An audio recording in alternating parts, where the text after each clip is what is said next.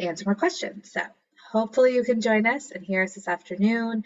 Hopefully where you are is not too rainy or stormy and you'll stay connected as well. So we'll go ahead and get started. There may be a few other folks who join us. My name is Emily Griffey and I'm the Chief Policy Officer at Voices. We're joined today by Allison and Emily, if you each want to introduce yourselves too. Hi everyone, I'm Allison Gilbert. I'm the Policy and Programs Director here at Voices. Nice to see you all virtually. Hi everyone, Emily Moore. I am Voices' newest policy analyst and glad to be here with you all. Thanks for joining us.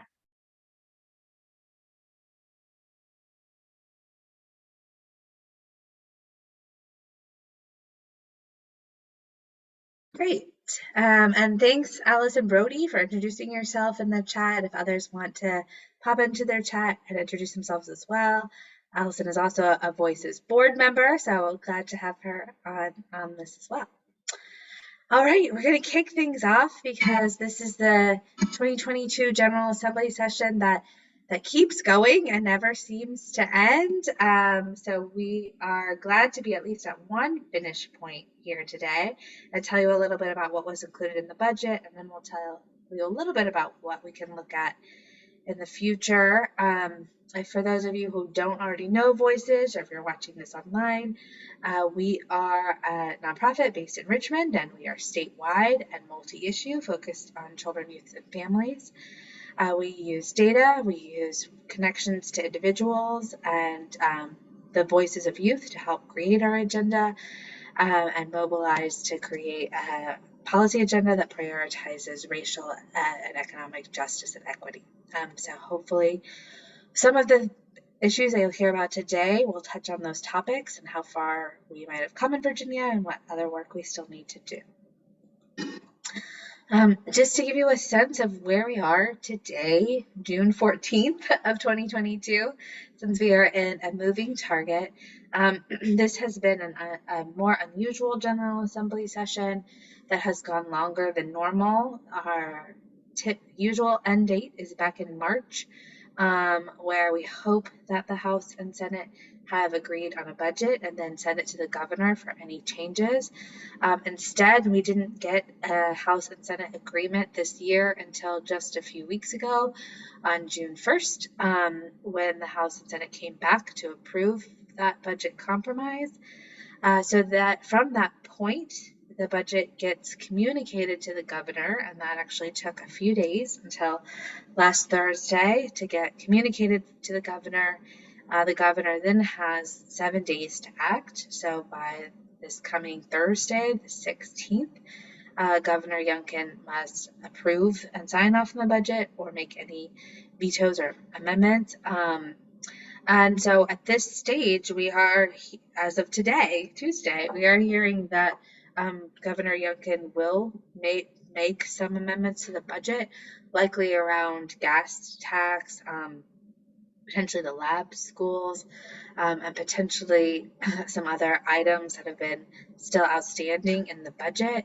So we will look out for that information and continue to keep folks posted, particularly if there's anything related to the topics that we talk about today, but we don't have any indication from what's been reported so far that the topics that we're focused on will be impacted in these budget actions coming in the next few days. So if there will, pay attention. We thought it would be good to go ahead today because we don't anticipate that the issues that we're focused on will be changed. But we don't have ink on the page. We don't have a signed off budget yet. So stay tuned for more. And we hope that agreement and everything will be finalized by June 30th, which is the end of our fiscal year. The clock is ticking to get this done. And so we hope that money will keep flowing out the doors when this budget can be finalized in the next few days here. So with that, I'm going to talk quickly about the earned income tax credit and then kick things over to Allison, because one of the key factors in all of our policy work is family economic security. And tax policy has been one of the major sticking points between legislators this year. And so this victory around the earned income tax credit is one of the most significant incoming, both for families and for policy change. So I want to talk a little bit about this before we move into other topics. If you're familiar with the earned income tax credit, or the EITC, many families currently receive it on their federal taxes. It's been established, I think, in many years ago, 30, 40 years ago, bipartisan policy at the federal level to help the lowest income working families receive a little bit more of their tax dollars back. Other states have had a state portion of it to be refundable to families from what they pay on their state taxes. Virginia's been proposing to have its own version of this for about 10 years now, and this is the first year that it was included in the governor's budget and was accepted by the legislature. So next tax year, when folks file for in 2023, they will receive a partial EITC for what they paid in taxes for 2022. And we anticipate that about 72%, or almost 2/3 of all of the people who receive this tax credit will have children in their households. The average payment for a family can be pretty significant. So it's very helpful when it comes to calculating poverty and to making sure that families are not included in poverty, and to ensure that families have a little bit more flexible resources to choose to pay for what expenses they have around rent or housing or other food security issues. So we're celebrating today. This is a win that's more than about 10 years in the making, and we know is incredibly important at this stage of the game when inflation is happening and many of the supports from the American Rescue Plan and COVID responses are ending, eviction moratoriums are ending, things around universal school meals are ending, and families are really going to need some additional assistance. This is a very important way that the lawmakers in Virginia have acted, but we know there's going to be more that is needed, that we need to do. We need to tackle these issues of family economic security and stability faster than 10 years to make these changes. And so our question is, as we work together towards these changes in all of these areas around supporting families to be more secure in terms of foster care and mental health, access to early education and education, what can we do to make sure that we are moving these forward, for other proposals forward on family economic stability? And where can you, as advocates and other organizations, join us in that process as well? So this is something to celebrate, to get the word about, but don't think that our work here is quite over yet. So I'm going to kick things over to Allison to flows right into many of the foster care issues are tied to these economic security issues too, and she'll go a little deeper and talk about other new changes in the foster care world. Thanks, Emily. If you click to the next slide. All right. So in the world of child welfare, there's a lot going on. I'll bucket these into some different areas around infrastructure, permanency for youth, and really, I think overall, there were good investments in foster care this year. Let's start with infrastructure. So one of the key issues that Voices has been lifting up the last few years, along with the Commission on Youth, is really around staff salaries. CPS and child welfare workers have about a 47% turnover rate, and it's higher in rural localities.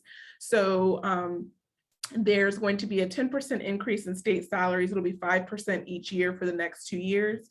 And we will continue to have this on our agenda to continue to lift up the need for better salaries in the child welfare workforce, and also things that will improve retention for folks who are in that line of work. This budget also does really exciting things around, if you're familiar with the term OASIS, this is the data tracking system for child welfare. It's been ridiculously outdated for a very long time, and we're excited to see that the General Assembly has invested $22 million in the replacement of that system. There's also $9 million to help with the Family First Prevention Services Act. You might be familiar with this funding pool that takes Title IV dollars that would traditionally only be accessed once a child enters foster care, and now you can access it for the prevention of that child to enter foster care. We were hoping for a greater investment beyond 9 million because we really need to build up services that children and families can access. The money that the General Assembly put into the budget is really around fidelity monitoring of the services that are currently available and some staffing positions for the fidelity monitoring, the evaluation, those sorts of things. So you can totally expect for us to go back to the General Assembly and talk to them about the evidence-based services that are currently available and where the gaps are in Virginia. There's also $1 million finally appropriated to TICINs. This is the Trauma-Informed Care Networks. This has been a long time of advocating. I think Emily had just mentioned the multi-year effort sometimes it takes for funding. So we're really excited to know that those local community networks can be able to disperse money in their community as needed. And the next slide. This is looking really at those older youth that are in foster care. Virginia ranks 49th in the country for the number of youth aging out of foster care. We have around 500 each year, and we struggle to really move that needle. So some of these investments that they made are looking at how do we support those young people that are transitioning. I'm very excited to share that Great Expectations program. This is on Virginia Community College campuses, was provided $1 million, so $500,000 each year over the next 2 years. The Great Expectations program is a coach for young people who have aged out of foster care that are on, or I'm sorry, excuse me, who are in foster care or kinship care at all and have transitioned into a community college. This coach provides them with mentoring, helps them access housing stipends, childcare, transportation needs. One of the most important parts of the work that we do at Voices is really around listening to young people and letting them tell us what is their priority. When I went around and talked to young people who had aged out of foster care, and I said, what's been the biggest difference for you? Almost every one of them said Great Expectations program has been the best thing that has happened to me since I aged out of foster care or since I got into community college. So we're excited to see that investment. It'll be about 50 coaches that they're going to be able to pay for across Virginia, which is really exciting. House Bill 359, apologies, I think I deleted the text afterwards. This is a foster care housing bill. It's kind of interesting because in Virginia, we have Fostering Futures, which is foster care for youth 18 to 26 years old. However, what we have learned is that a lot of young people immediately say no when they turn 18 because they want nothing to do with foster care anymore. They're completely done. They have been traumatized, and so they just leave. And what we're seeing in our shelters in Virginia is a lot of those young people are homeless. So this bill allows for a little bit of a gap. It gives them 6 months of just a housing stipend for those youth who turn away from child welfare services. And in that 6 months, they can then determine, you know what, I do need the support, and they can re-enroll in Fostering Futures, which is a more permanent program until they turn 21. So we're excited to see that program so that when a young person enters a shelter, that shelter can immediately say, you can access these dollars so we can find you supportive housing. The next one is the iFoster portal. This is really neat application that's going to be on phones in the App Store soon, but this will be a free internet resource for young people to be able to go on an app and see everything that they're eligible for. The Commission on Youth did a study last year around older youth, and what they found is there were a lot of resources and the young people didn't know about the majority of them. And so this will go to the way that they find and utilize information so that they can go on that app and see what they are eligible for and how they can access it. The next one is a study which connects to this Great Expectations one, but it's really looking at the SHEV, or the State Council of Higher Education, and they're going to determine the feasibility of having a point of contact on all public universities for students who have been involved in the foster care system. So one of the things we also hear from the youth when they go into those Great Expectations programs on community college campuses, when they then transfer to a major public university like UVA or VCU or George Mason, they lose that connection to that coach. And there's no point of contact on those college campuses that can really address the needs of youth in foster care. One of the examples being for the winter holidays, the campus is closed. Well, those young people usually don't have anywhere else to go to but their dorm. So then they don't have housing for those couple of weeks. So that's why we're trying to encourage SHEV to have a point of contact on campus who can deal with those issues on case-by-case basis and have a more uniform way to support young people in foster care to achieve their 4-year degrees. So with that, I will go to the next slide. I think I'm passing. Oh, I have one more slide. So this is around really providing more services for children and families in the foster care system. So the first one is the passage of Senate Bill 396. This is the foster care placement court reviews. If you are an attorney or you are a GAL, you might read this and say, wait a minute, courts already have the authority to review foster care review plans, and you would be correct. But there were some folks who didn't necessarily always agree with that policy. So sometimes we have to go in and make something code so that it's very crystal clear that this is the case. So for example, a judge can look at a case and say, you know, I don't know if that child needs to go into this group care facility. I want you to come back in next week with a different plan. They have that authority to do that. And this bill makes it crystal clear that that's within their authority. The next bill is House Bill 653. This is collaborative local board placement programs. This is something, again, the Commission on Youth studied several years ago, but we didn't get anywhere with the solution. This solution is really directing local departments of social services to implement a collaborative placement.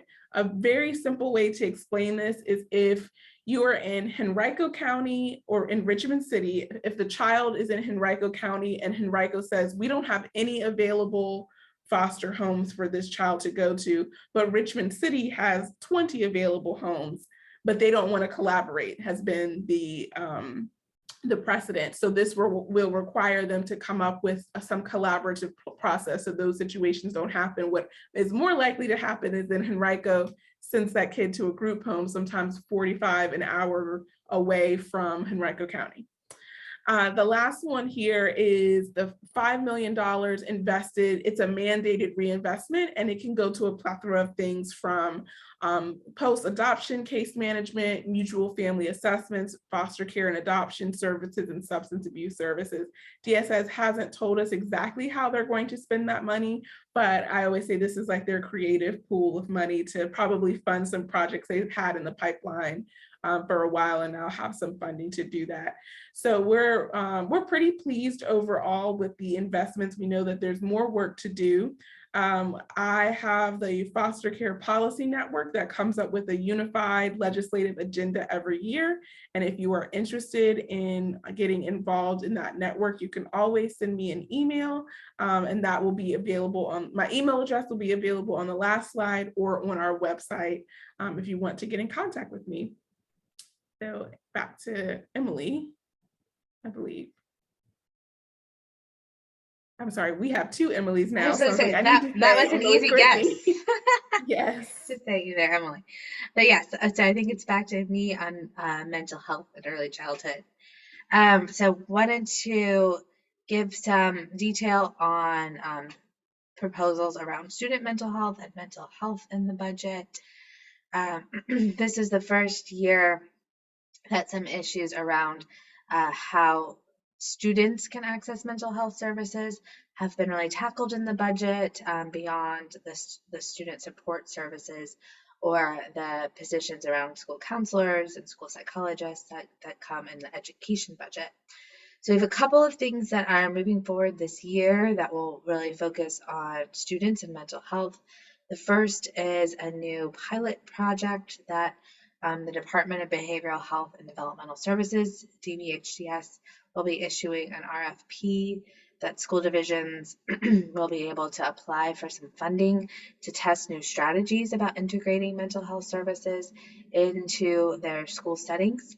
Many local school divisions have been doing this with federal recovery funds or other local dollars, so this will be some state money to do it and some opportunity for state policymakers to weigh in on what type of support the state should provide in terms of technical assistance, financial resources, and connections to those community mental health services moving forward. So excited about this.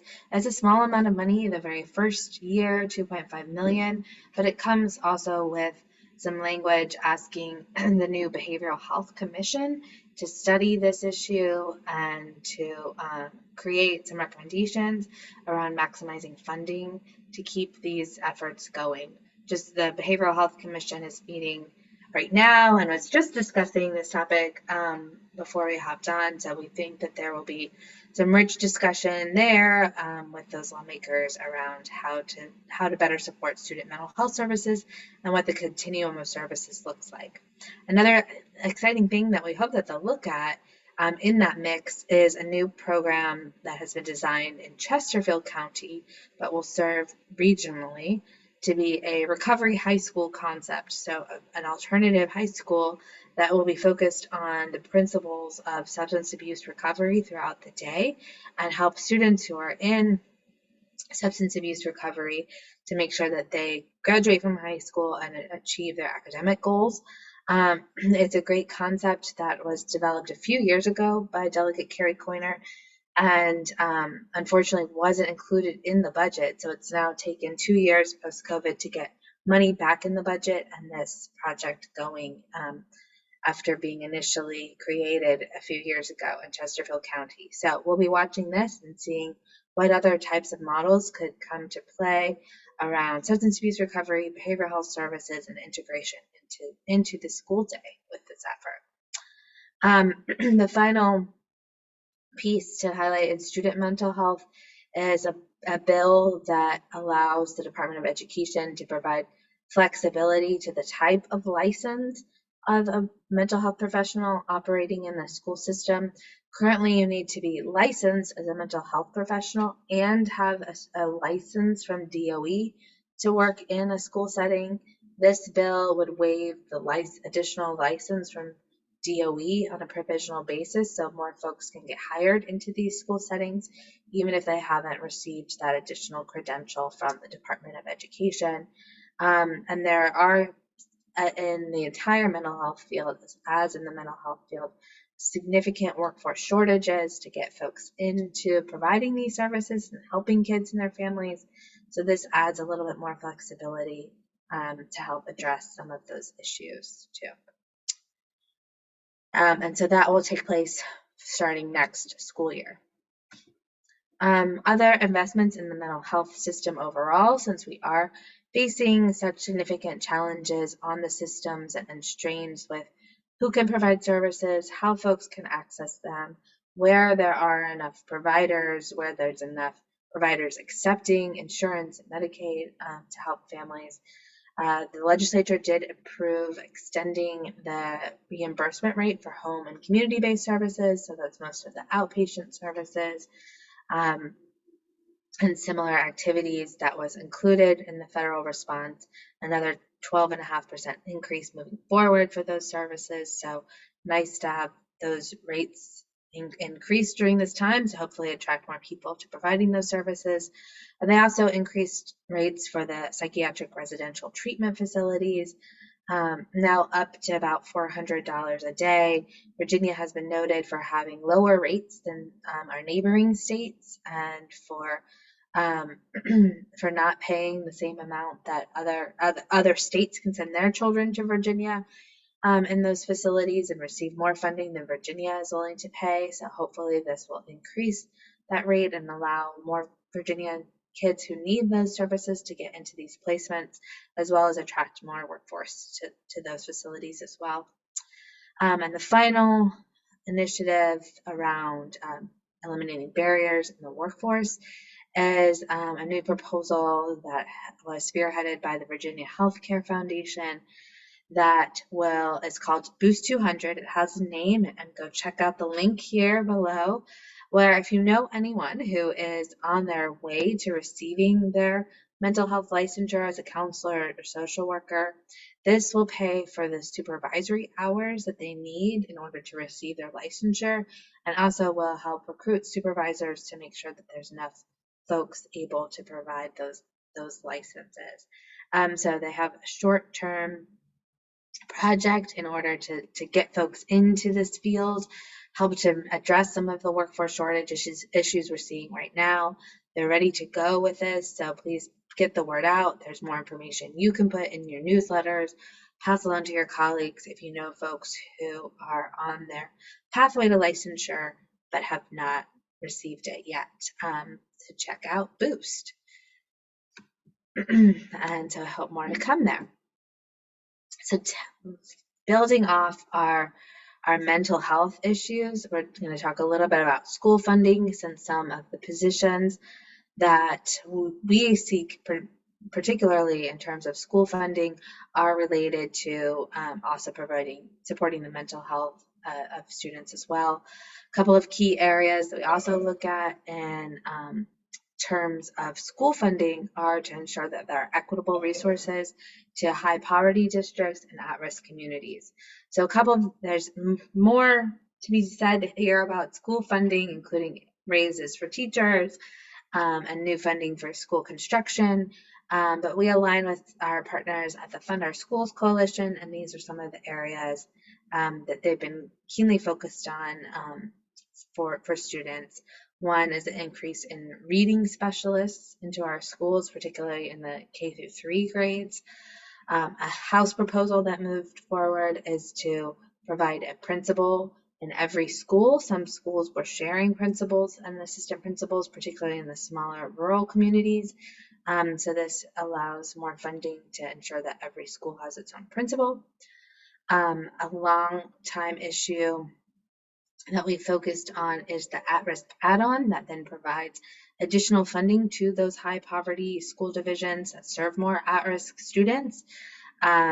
This was an additional $145 million for those at-risk students. And another area that we've been focused on for many years is what's called the support cap, which is a pot of funding that would pay for all non-teacher instructional positions. So think of other types of resources in the schools, aides, reading assistants, other staff that help get things done in offices and other things.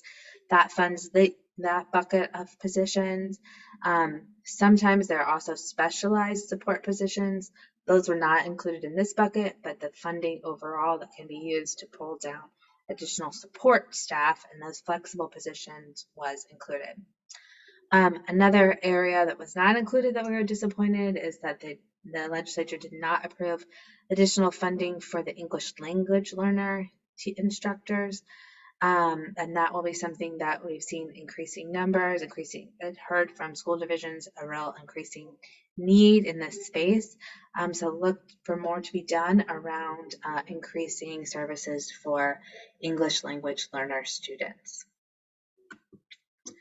So shifting to our littlest learners, our early childhood and education and care. We have baby Ella here, who's growing so big. This is Allison's daughter, and she just lights up the room in this picture. I love it. But shifting to the younger kids, there's actually some really good stories out of the General Assembly around early childhood this year. significant proposals building off Governor Northam and First Lady Pam Northam's signature look at this issue. Some of the House members proposed scaling it back, while other House members said, no, we didn't want that to be part of our budget. Put the resources back to early education. Even Governor Youngkin came in and said, put the resources back into early education. So instead of sort of splitting the difference between the House and the Senate, everyone went more with what was initially included, and there's actually some very good proposals that are moving forward in terms of early education. Some of those highlights include increasing the Virginia Preschool Initiative per pupil amount to just over $8,000 a student. So you can imagine that's still a little low for what the cost of providing high quality services are, but schools will get reimbursed at that higher rate. There's also more flexibility in how the funds can be used, and some additional funds directed specifically to serve 3-year-olds in VPI programs, which will provide that 2 years of high quality preschool for the most at-risk students.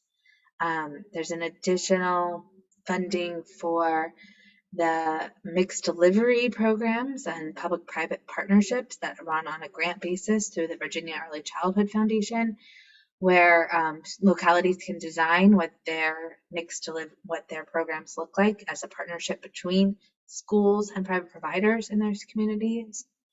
There's an additional funding for often overlooked area of our state in Southwest Virginia, and the United Way of Southwest Virginia will be taking on some initiatives to increase childcare capacity there with some federal ARPA dollars. And building off the success of the last few years for increasing compensation for early childhood educators, there's an additional $5 million each year to help pay those recruitment and retention bonuses for early childhood educators and receiving public dollars to reach more folks. And then finally, to help support our infants and toddlers, maybe before they even hit preschool or before they're ready for preschool, there's an additional almost $3 million each year for IDA Part B, early intervention services for infants and toddlers, where they receive developmental therapies to get on up to speed with their peers before they enter school. So some exciting things there, some great bipartisan work around early education, and some really opportunities to keep building in this space. We have great leadership at the Department of Education who's been working hard to consolidate and align our early education programs between the private settings and schools. And so I think this will put us on a path forward to continue really working on those issues over the next few years as well. Okay. Switch gears to the other Emily Moore on healthcare. Thanks, Emily. Hi, everybody. So I'm going to cover a couple of buckets of information, but I've separated them out so that they're a little more digestible. As you all know, here at Voices, our goal is really to equitably connect systems to the needs of children and families. And some ways in which our legislature invested in that this year regarding the healthcare system, though it wasn't necessarily the progress that we were hoping for, there were investments made. And we know that policy change is, as Allison and Emily both shared, a long game and takes incremental steps. So we are moving in the right direction. I'm going to get to what's not included at the budget at the end here, but going to just start by going over a few things that were included through bills and through the budget. So it will come as no surprise to you all that COVID-19 has really shed light on the inequities that exist within our healthcare system. And there are several initiatives here that will really begin to holistically address the needs of children and families. The first that I have listed here is House Bill 987. This was Delegate Tran's bill to require that all Medicaid information be provided to applicants, not just to those that were eligible, which is how it was originally written.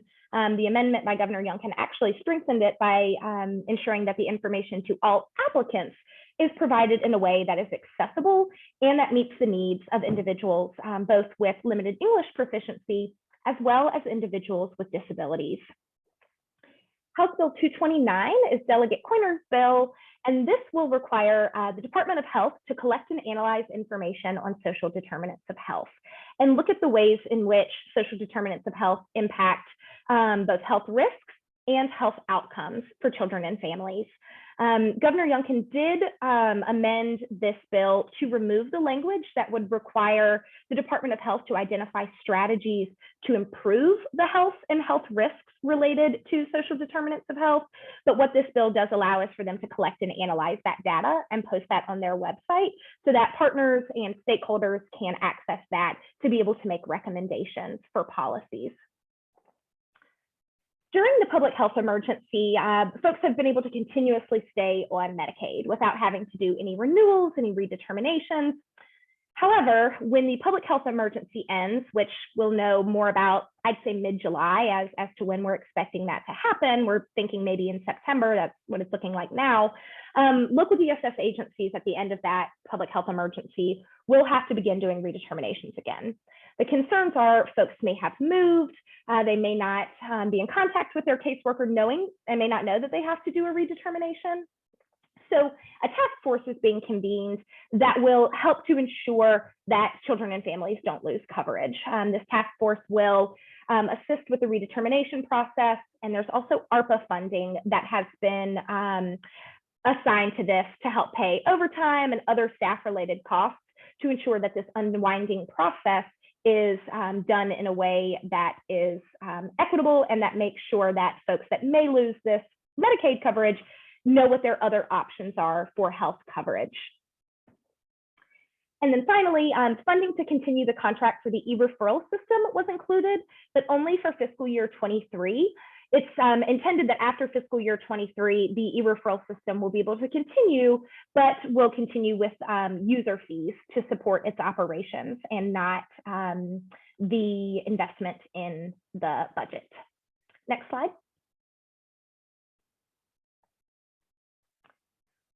So again, looking at equity in connecting folks to systems, language access is extremely important. We know that not everybody that calls Virginia home has English as their first language, and we want to ensure that they are able to access medical services and other benefits and public services that they need. So while the General Assembly reduced the allocation from Governor Northam's introduced budget by about $5.5 million in fiscal year 23 and about $400,000 in fiscal year 24, there's still $2.5 million each year dedicated for state agencies to be able to improve language access by designating a language access coordinator to work on making sure those materials are accessible. There's also $1.1 million in 4 positions included within the Office of Diversity, Equity, and Inclusion so that state agencies can have that support as well. The 4 positions are for a Deputy Diversity Officer for Immigrant Integration, an Assistant Director for Access and Functional Needs for folks with disabilities, and 2 ASL interpreters that will support the Governor's Office and the ODEI office. Next slide.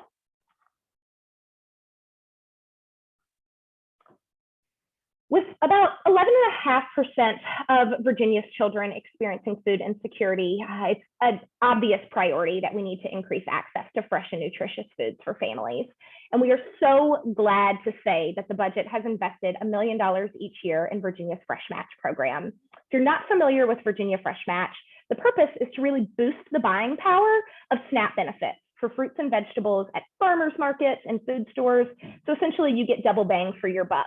And with this state support, it also allows Virginia Fresh Match to be able to support grantees of the Virginia Food Access Investment Fund and be able to grow the number of participating outlets that offer the double bang for your buck for your fruits and veggies, and also reaching more customers through the SNAP benefit. This is something that Voices worked with on the Virginia Food Access Coalition to champion, and we are glad that it made it into the final budget. Also related to food access and nutrition security as it relates to children in the school system and to young adults entering into college, Delegate Rome championed 2 bills, one of which House Bill 582 requires public institutes of higher education to ensure that young people are getting information on SNAP benefits. And this includes how to apply as well as eligibility. So not just information that SNAP benefits exist, but who's eligible and how to access those. And then House Bill 587 won't be effective until August of 2023, but once it goes into effect, it will require public elementary and secondary schools to process school food program applications within 5 working days to ensure that there is a quick turnover and folks, children and families are able to get access to those school food programs. Next slide. So there are many more bills and budget amendments that the Health, Wealth, and Justice Coalition here at Voices advocated for or uplifted and supported this session. But there's 3 main items that I just want to highlight of the items that weren't included in the budget that we will continue to uplift and advocate for in the upcoming session. The first is the Cover All Kids. This policy change would offer an affordable health coverage option to about 1 in 10 uninsured children in Virginia. It creates a state-funded health coverage option so that undocumented children can access healthcare coverage. The HAVE Coalition, which is led by Freddie Mejia at TCI, really championed this work with Delegate Tran and Senator McClellan. And Senator McClellan's bill was carried over to 2023, hoping that we can have some discussions about what this will look like moving forward, and hopefully be able to get that language into a bill. The next is implicit bias training, mandated implicit bias training for healthcare professionals. There are some folks in the maternal health space that are championing this, particularly Virginia Interfaith Center and the PUSH Coalition, to be able to ensure that providers have the training that they need to understand the disparities between Black women and white women and other folks in maternal health care. We know that Black women and Black children die more often in childbirth and in that 4th trimester than their white counterparts. And so the mandated implicit bias training is something that the PUSH Coalition intends to bring back in 2023 and continue working to strengthen. And then finally, the Interagency Language Access Working Group was not funded. This is an additional component for the language access work to be able to ensure that state agencies have policies put in place on how they're going to integrate language access into their agencies. And this is particularly for populations that don't speak one of the 10 major foreign languages, as well as folks that have disabilities and need accessible in the information at state agencies to be accessible to them there as well. So we are grateful again for the work that was done this session. There is, as with all of our policies, much more work left to do, and we will continue in the next session lifting up those issues. So other ways that you can get involved with us, Kristen Lennox is our advocacy and engagement manager. She does some one-on-one advocacy prep sessions. She is really kind of the go-to person for storytelling, learning how to really champion your own narrative, or if you work with any youth advocates or parents or anyone that is interested in being in the advocacy space, Kristen is your girl to go to. Her email address is listed here, and I'm going to quickly just drop a link in the chat that you can go to schedule one-on-ones with Kristen if you're interested. So I'm going to drop that into the chat really quickly as well. And you can reach out to Kristen if you're interested in learning how to be an advocate in that way. Next slide. And then other opportunities to join us. Allison mentioned she has her foster care policy network. We don't have that next date on here, but if you reach out to Allison, she can get you on that list. You'll see we have Racial Truth and Reconciliation Virginia Coalition meeting tomorrow. If you're interested in joining us, Kristen leads that work and you can contact her. I will be hosting my first Health, Wealth, and Justice Policy Network meeting since joining Voices on Thursday of this week. And so if you're interested in joining in on that, where the focus is really on social determinants of health and creating equity across the different programs for children and families, you can contact me. I'm glad to send you that link. And then Emily will be hosting the Mental Health Network meeting, and we will be doing that on the 22nd, so next week. So if you're interested in joining that, feel free to reach out to Emily Griffey. And I'm going to pass it back to Allison. Thanks, Emily. So there are some really cool opportunities to plug into some upcoming events with Voices. This one is I'm really excited about.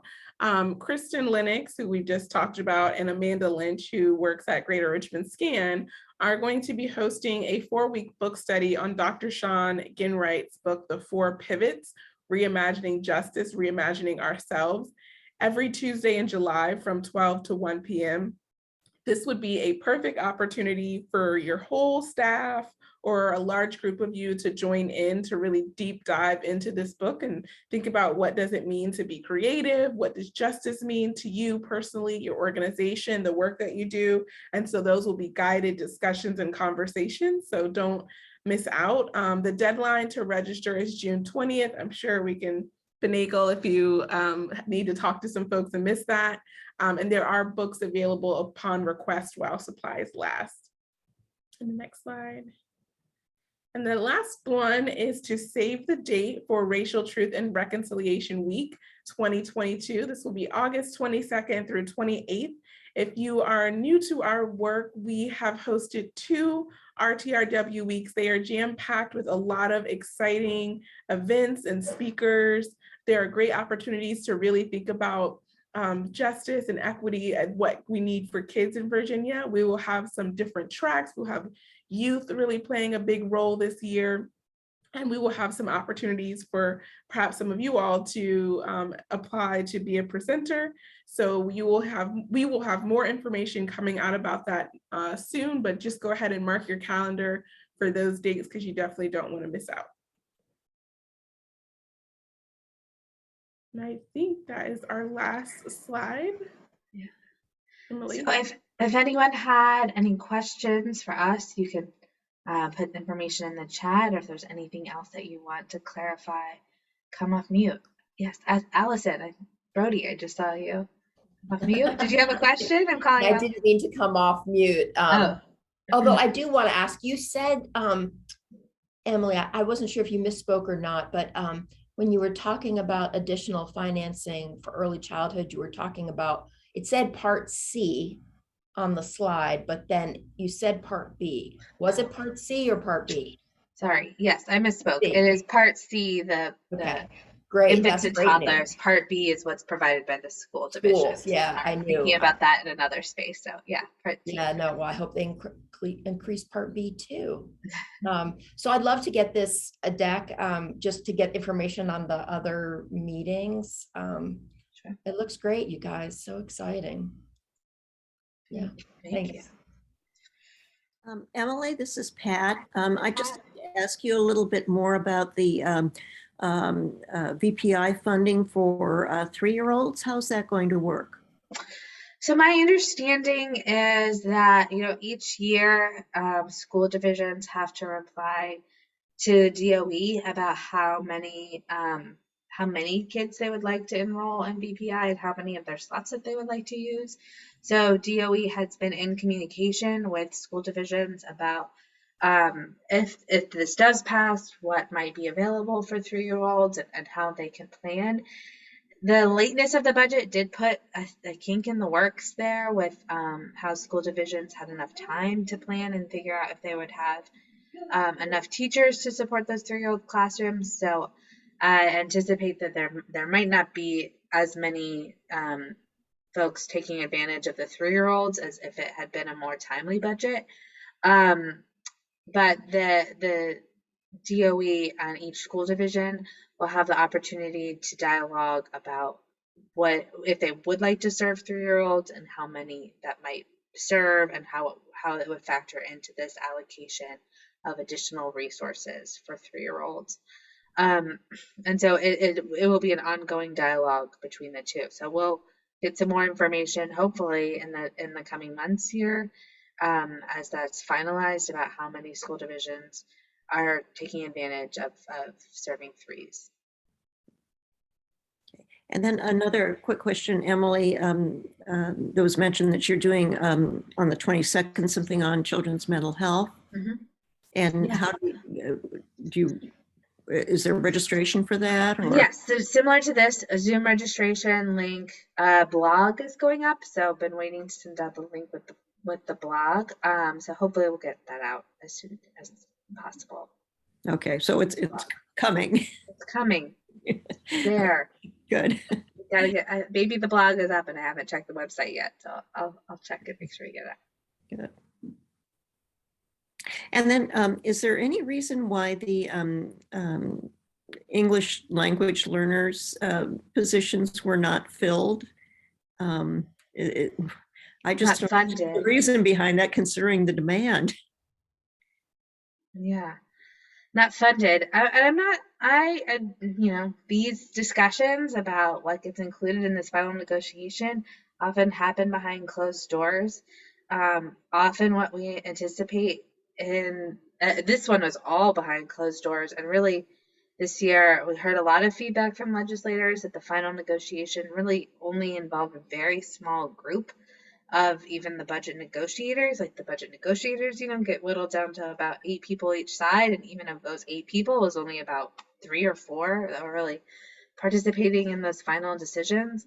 And so my guess is really it was, in this case, the give and take of like, what did they win on one thing that they had to give up on another between the negotiators. And somebody was championing the English language learners that didn't get across. But yeah, I think the evidence is really clear. If we are doing all of this other efforts around early literacy, it makes sense to me that we would include funding for the ELL instructors as well. So I imagine we'll continue to hear, like we did this year, from superintendents and school administrator leaders that they really did want additional funding for those resources. And do we know who the negotiators were? We do. You might know them as well.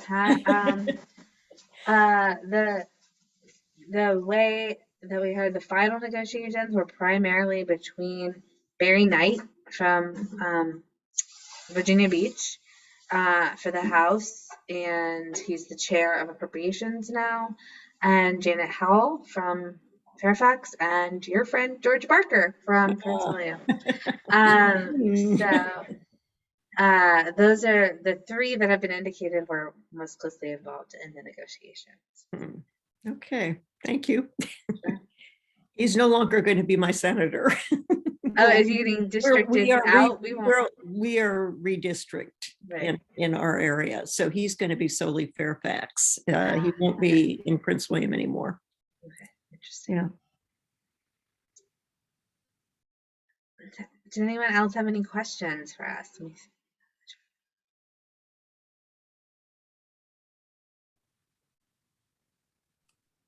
Thank you, guys. This is very helpful.